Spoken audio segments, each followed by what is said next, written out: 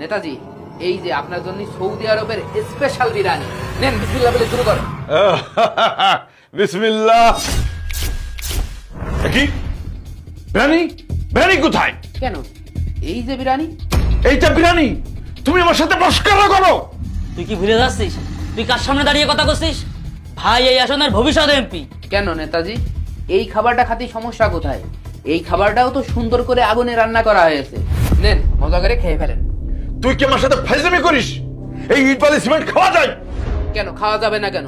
বছরের পর বছর আপনারা তো এইগুলো খেয়েই বেঁচে আছেন। মানে?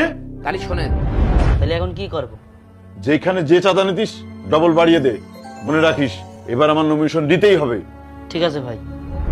ভাই এই দুটো কলামের কাজ তো শেষ, আর এই সপ্তাহের ভিতরে বাকি আর দুটো কলামের কাজ হাত দিতে হবে, বুঝলেন? আমি দেশে আর 3 মাস আছি, 3 মাসের মধ্যে কাজ কমপ্লিট করতে হবে। এই কলমের কাজটা বন্ধ কর। তুই যে কলমে হাত দিছিস, আমাদের কাছে দোয়া নিয়েছিস? কে ভাই, আপনি কি কোনো মসজিদের হুজুর নাকি দরবারের পীর সাহেব যে আপনার কাছ থেকে দোয়া নিতে হবে? আরে দোয়া মানে এইটা, বুঝেছিস? এইটা মানে আপনি কি বুঝাতে চাচ্ছেন? কি বুঝাতে যাচ্ছে উপরে আয়।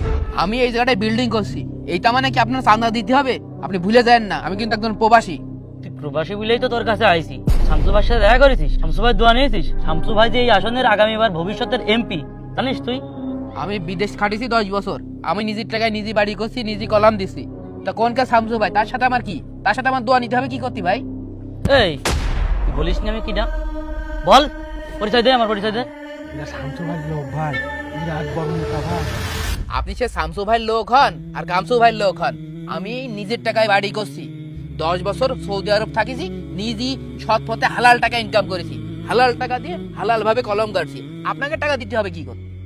তোর সাথে তো কোনো কথা না। তুই 1 লাখ টাকা নিয়ে শামসু ভাইয়ের ওখানে দেখা করবি। শামসু ভাইয়ের অফিসে আসবি 1 লাখ টাকার বিরিয়ানি নিয়ে। ধর ধর। আরে ভাই এ কি, এই দিনে কি এখন আছেন? এই দিনে দুপুরে কি ডাকাতি করবেন নাকি আপনি? ভাই টাকা নিয়ে অফিসে এসে দেখা কর। এবার বুঝতে পেরেছেন, আমাদের মতন সাধারণ জনগণ আপনাদেরকে লিডার বানায়, নেতা বানায়, যাতে আপনারা দেশের সেবা করতে পারেন, উন্নয়ন করতে পারেন।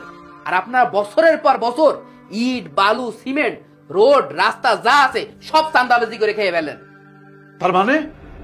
মানে 10 বছর আগেও আপনি ভাঙাচোরা একটা সাইকেল চালাইতেন, আর এখন আপনার গ্যারেজে দেখে আসলাম 5-5টা পাজারো গাড়ি পড়ে দেয়।